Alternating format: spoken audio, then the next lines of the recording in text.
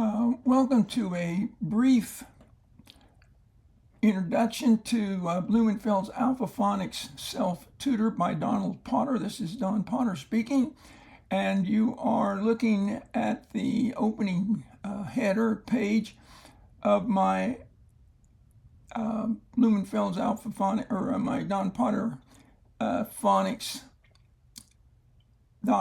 website, and we're going to be going on a little tour of this website to show you the available resources. And we're also going to look into the two books that you see in front of you there. To the left, we have Blumenfeld's Alpha-Phonics Self-Tutor.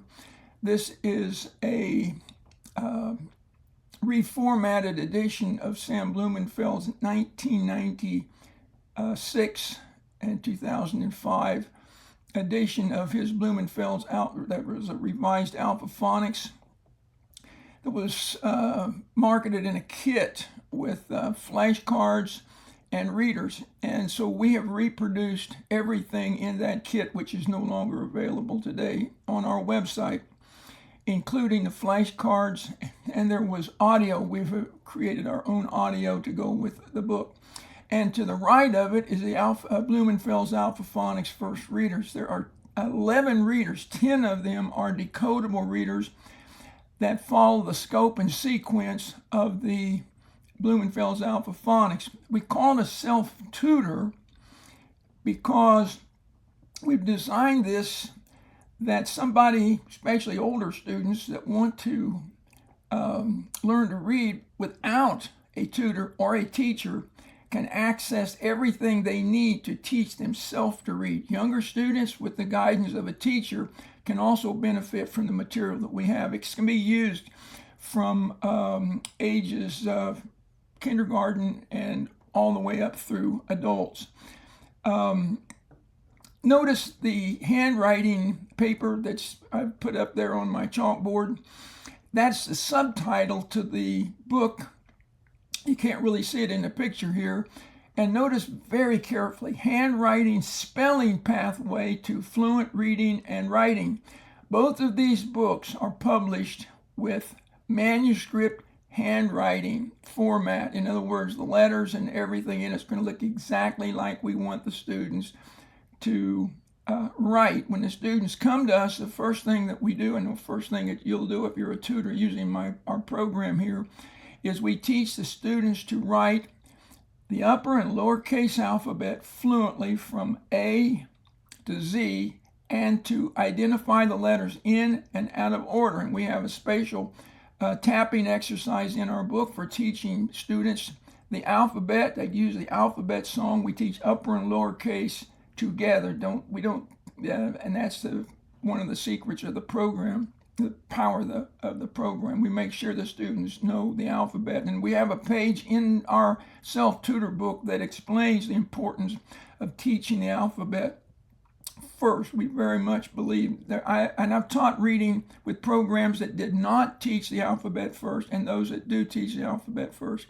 And I get better results, more consistent results teaching the alphabet first, making sure the students know that, and incorporating spelling as an essential part. And so as the students go through the program, they're going to write everything that they're going to read, and they're going to learn to spell. So when they finish the program, they will be good readers and spellers. And that's why we call it the handwriting spelling pathway to fluent reading and writing.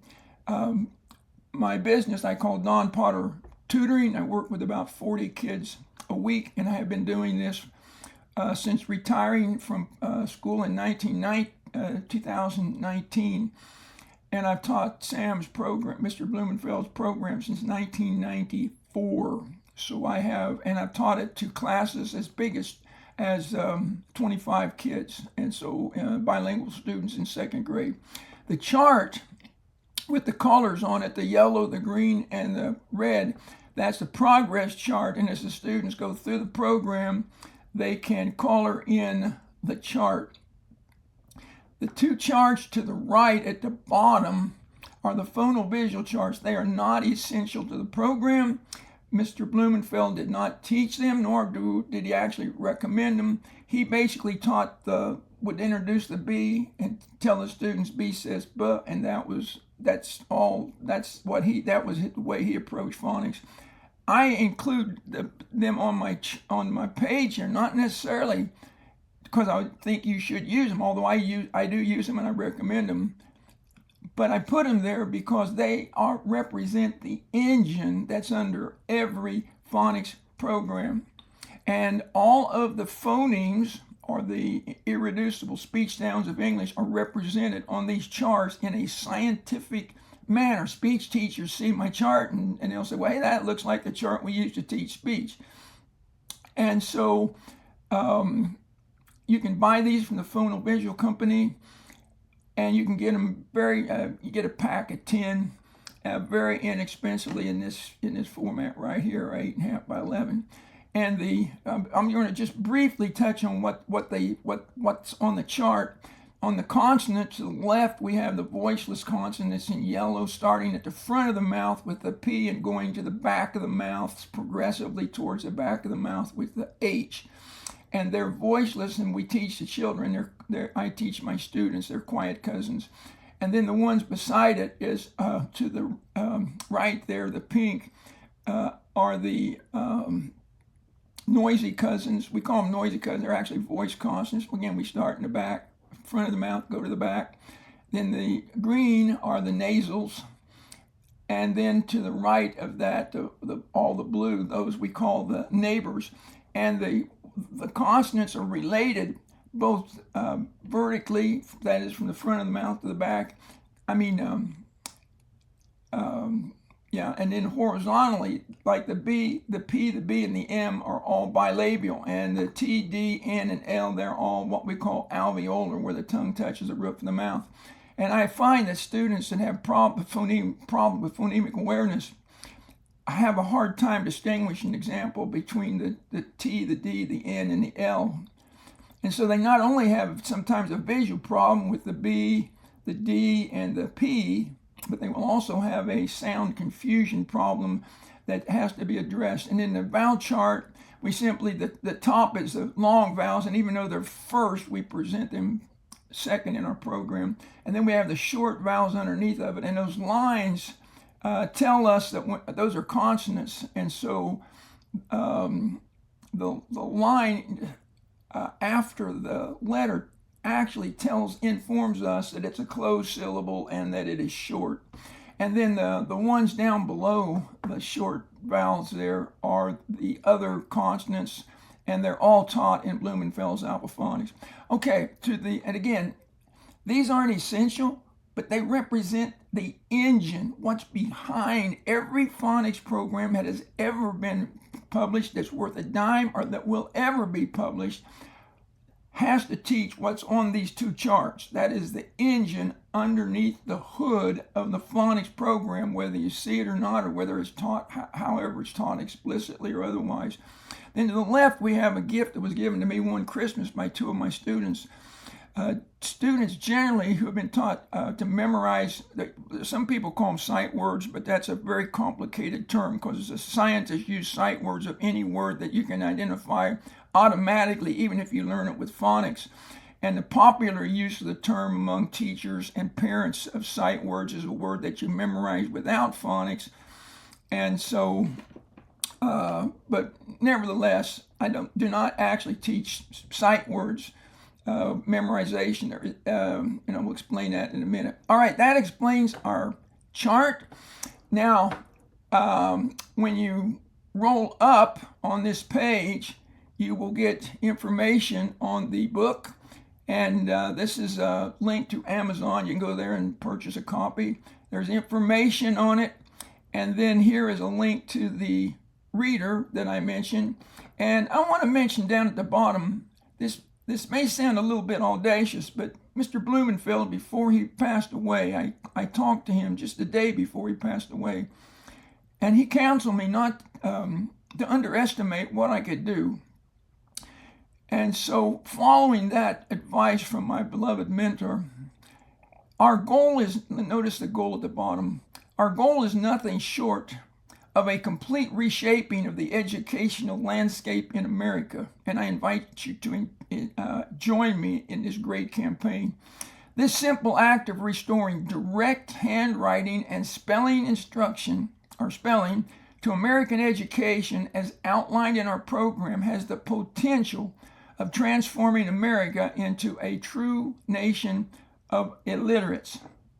And so we have some very high goals, and I invite you to join me in these goals to put these books into the hands of as many teachers, remedial teachers, dyslexia teachers, and parents as we can. The cost, I should mention up front, the Self-Tutor is $20 and the First Reader is $15. And for what you get, a complete system when you consider the material that is available on the website. Going to the top of the page, now we're looking at my website here. It says, notice at home, that's where we're at. Next we have resources, audio instruction, and FAQ, frequently asked questions. The resources is absolutely rich, and let's get rid of that AI there. That's okay. So here we have a lot of the resources. I did not publish these, but the flashcards that go with the program, they are amazing. You have never seen anything like these. I have actually two sets. For step one, there's 10 steps in the program. For step one, I actually have 111 cards with one word on the front of each one. And then for the rest of the program, and also the first step, again, we have flashcards with multiple words on one side. And they are absolutely amazing, and you are going to like those. I have two other editions of the First Readers available. One's in regular print, and the other is actually in cursive, which is pretty cool, because students that have trouble reading cursive can actually go through these decodable texts and end up being fantastic readers of cursive. We teach, Mr. Blumenfeld recommended cursive first, and I have taught it with cursive first, but considering the current educational climate, it seems better right now in this approach to, I've taught both manuscript, and so I'm using manuscript font. The heart of this program that makes it a self-tutor and justifies that term is this page. I just clicked on audio instruction. Now the audio instruction is absolutely, well, I made it and I like it. That's all I'm going to say right now. But I think if people that are using it are very much impressed with the way that it works. So what happens is you click on, you can see it here, you click on where it says lesson number, and then to the right of that we have the skill that's taught. And I will teach that lesson, not with video, but with audio. And the students will look at the audio, listen to the audio as they look at the printed copy. And by doing that, sometimes several times, then they can learn the lesson. If you're a teacher or a parent and you want to teach it yourself, you can listen to the audio, and I will show you how. I have taught phonics daily almost since 1990, and I really know my business, and I am happy to share the skills that I've developed over the years, and I want to credit numerous teachers that helped me with this, in particular Mr. Blumenfeld. But anyway, here's the audio, and it's very easy to use, and then buy it as a First Reader, and it's another format that's in regular font instead of the other. So you can actually read that online. We're not going to go there. And then last of all, at the top, we have the frequently asked questions, and I have tried to anticipate any questions that you might have, and so we're not going to go into that. And there are some extra resources there, a few links to things that you might want to get. Anyway, so we have all of that. Now what we're going to do next is we're going to take a really fast guided tour of the book. So I'm bringing this, let me see what we got here. Let's look at this single page view if I can. Oh, single page, there we go. Well, that didn't work. All right, let's just zoom in here. What do you say? try to make it fit on the page. I'm looking at my, there we go. I said there we go. Here we are. Now we're actually inside the book. This is the PDF that we use, and here is the copyright and my name. And this, make it a little bit smaller. There we go. This is a table of contents. Notice we have 3 stages: liftoff, Earth orbit, and moon landing. And we have the lesson, the page, the step. There's 10 steps. The lesson, the page number, and the skills that are taught. We do have a detailed scope and sequence on page 112 and 116. Since the students are going to be using this, I didn't want anything up front. I won't put everything at the end, so when they open up their book, they're going to be ready to go on the next page. And here we go. This is going to, we'll go just through a few of these lessons. The first lesson we teach is short A. In fact, in lessons 1 through 14, we teach only the short vowels. And in lessons 1 through 39, 15 through 39 teaches the other short vowels. So we teach the short vowels thoroughly, and then we teach the consonant, ending consonant blends, beginning consonant blends, and then we start the long vowels. By the way, the program's flexible. If you have a kid that can do all the short vowels and they're just perfect at it, but they really struggle with the long vowels, which are harder, you can go to that part of the lesson. It's very flexible. The teacher has a lot of options. And so what we do is we teach the short A, and the M, and those arrows show how we put them together. Am. Now this is very important. Once you've taught them to sound out the word am, and put those sounds together, then you ask them to spell the word. And by spelling, we mean 2 things. Number 1, be able to write the word. And again, you can see that what they're reading in their book here and in the reader is exactly what we want them to write. So we're correlating the reading and the handwriting together. That's why we call this a handwriting spelling pathway to fluent reading and writing. I'm forgive me for saying this, but the kids that come to me, most of them come to me for tutoring, obviously have had no instruction in handwriting. And so this is something that seems to me, after tutoring literally hundreds and hundreds of students, to be missing in modern education. And so we are emphasizing that. And I have videos on the resource page and also on the frequently asked questions, where I demonstrate how to write. And I generally, if I may say so, use the Zehner-Blosser handwriting strokes. So once they have read the word and they look at it and they know that it's am, and I recommend using them in a little sentence as you're going along, like I am a good student, then they are going to be able to write the word and spell the word orally. That is to say, AM. This is why we emphasize teaching the alphabet up front. My late friend Mary Petchy, she would spend the first 5 to 6 weeks in first grade doing nothing but teaching, getting the kids ready to read by teaching them the alphabet inside and out. And then she took the letter names like M, it actually has part of the sound there. So she would leverage the sound of the letter in the name. And then she would start her reading instruction after she got everybody together.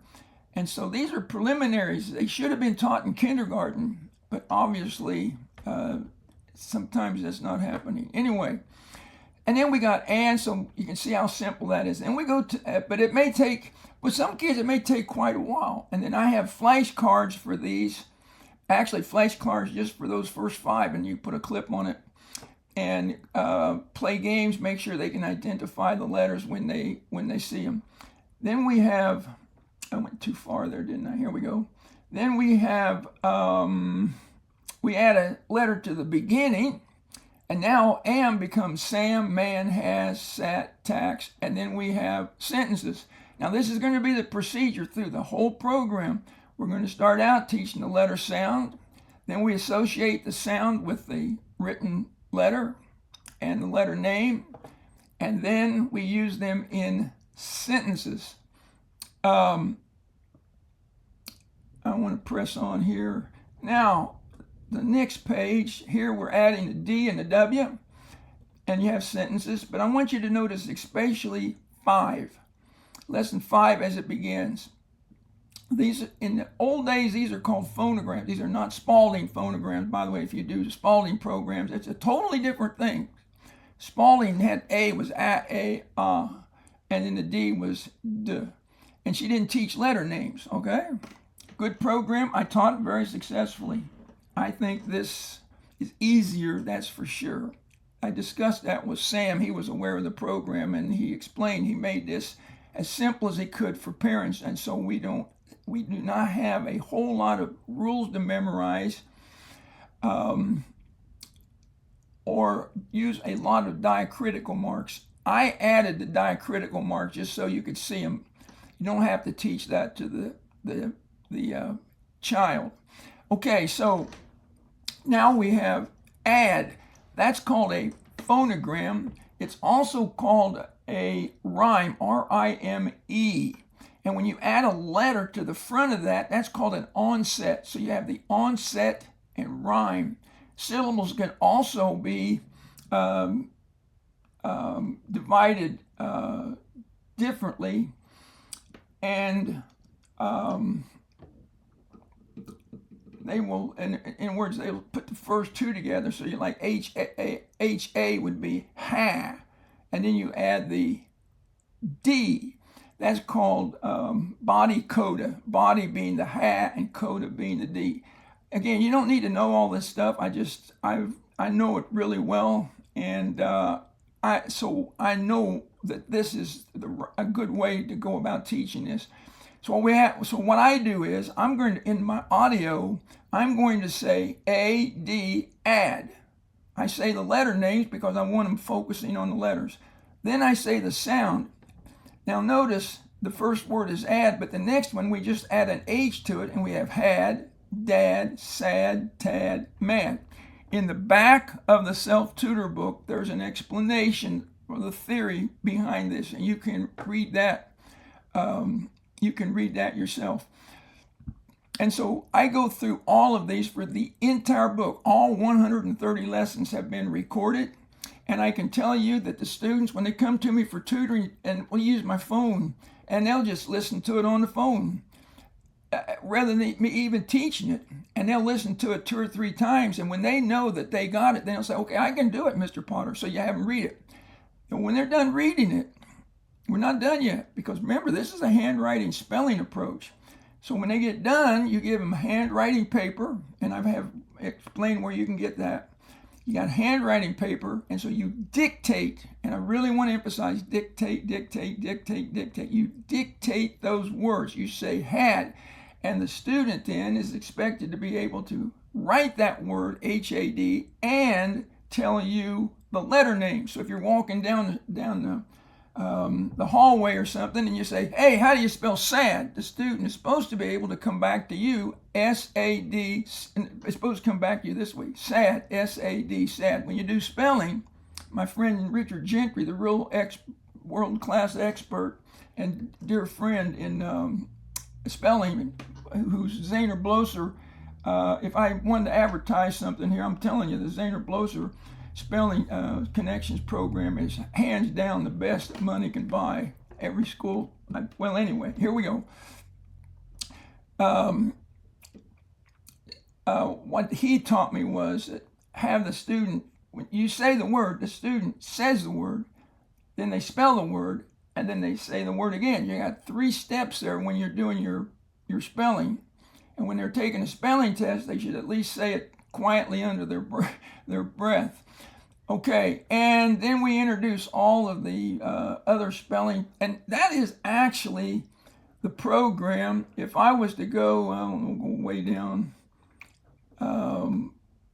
I'm going over. Here's how I do the long E, for example. So you can see how that you have the spelling pattern, and then of course you have the sentences that use that.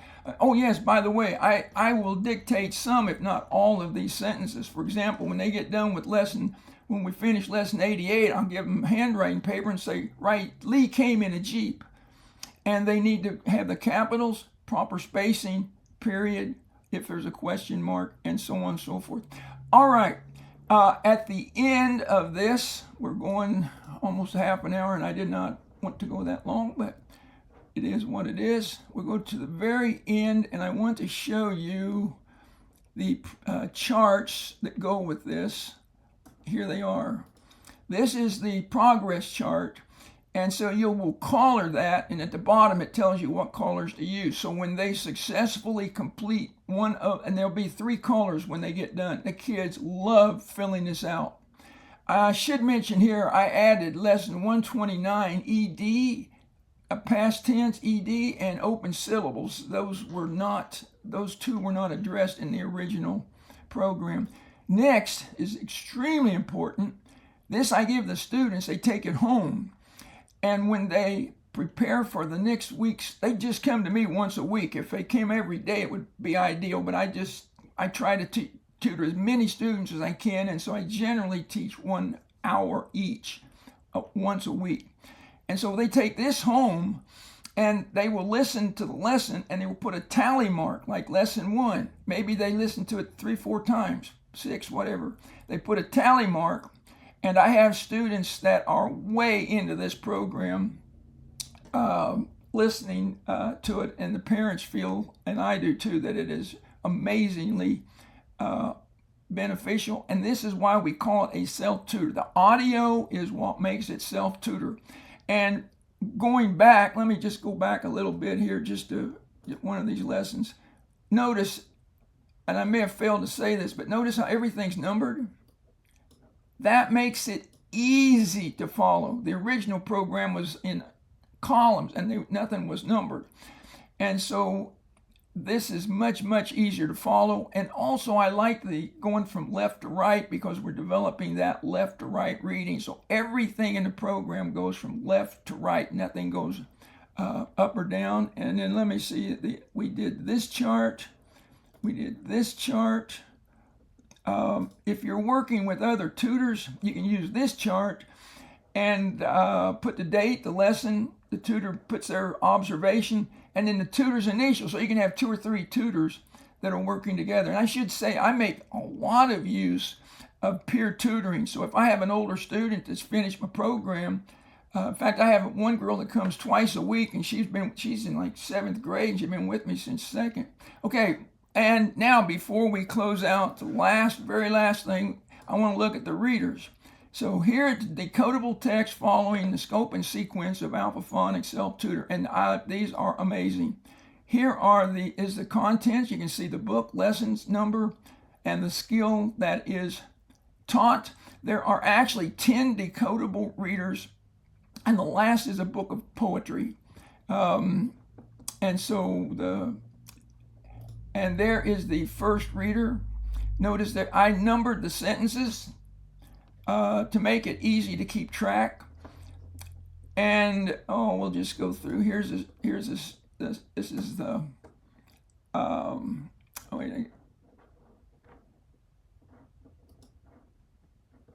got off there. Let's see. Yeah, see how it gets. There's more and more text as you go through, and then at the beginning of the reader, it tells you this, the words in this reader comprise all the letter sounds and spelling learned in lesson 1 through 39. And so once they finish lesson 39, they'll be able to read this. Now, a feature that I have added, we're going to go right smack dab to the end of that document. And what I want to show you here, well, on page 80, there is a list of the components, which is a self-tutor, flashcards, reader, handwriting paper. That's an essential component to this approach. They're going to be writing hundreds. They're going to be writing thousands of words, actually, by the end of the program. There are over 3,000 words in the program, and I have taught it to second graders who wrote every single word and all 600 plus sentences. And then we have the audio instructions, so that's it. But this next page is really unique. I counted the words on every page. In fact, at the end, there's a list that tells how many words in each one, and it's by page. Some pages will have more than one story, but for the timing, we do page. And so that's the number of words. So I took the number of words times 60, and it gave me the factor. So I have them read, for example, the first story, the first page, okay? And then we time them. And we divide that number, like 5,220, by the number of seconds, and that gives us the words per minute. And I didn't count the numbers, the words per minute. And we record that on this sheet right here, the timed oral fluency record, and the kids eat this up. They love this. They may start out reading a page at, who knows, 15 words a minute. And then they'll say, I want to try that again. And we go back, and then boom, we push it up to 30, and then 35. And then we come back maybe 2 days later, we try it again. And so there's a place to put the page number. And I put in, you can do 3 times. You can do more, just put another page, do the page over again, different. A time, place for the date, and then a signature. So if someone else is, like if I do it, but students can time each other, or the parents do this at home, and then they bring the timings for me to see. So this helps to build fluency.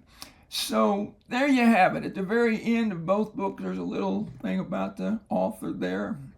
I'm just a classroom teacher that loves teaching, and was 15 years a bilingual teacher, and then I taught at 13 years at a private school and retired in 2019. And I teach.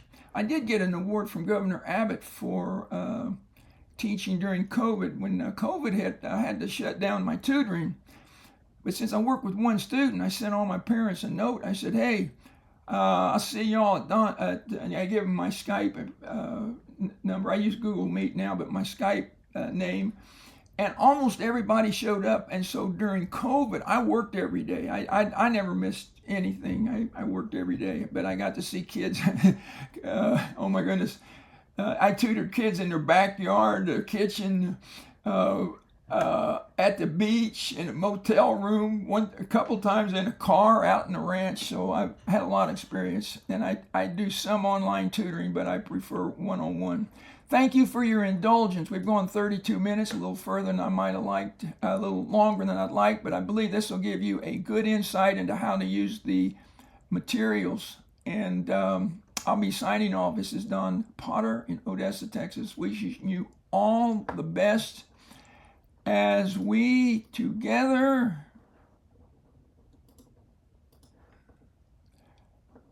work for our goal, which is nothing short of a complete reshaping of the educational landscape of America. We're going to restore handwriting, direct handwriting, and spelling instruction to American education. So we'll see you later.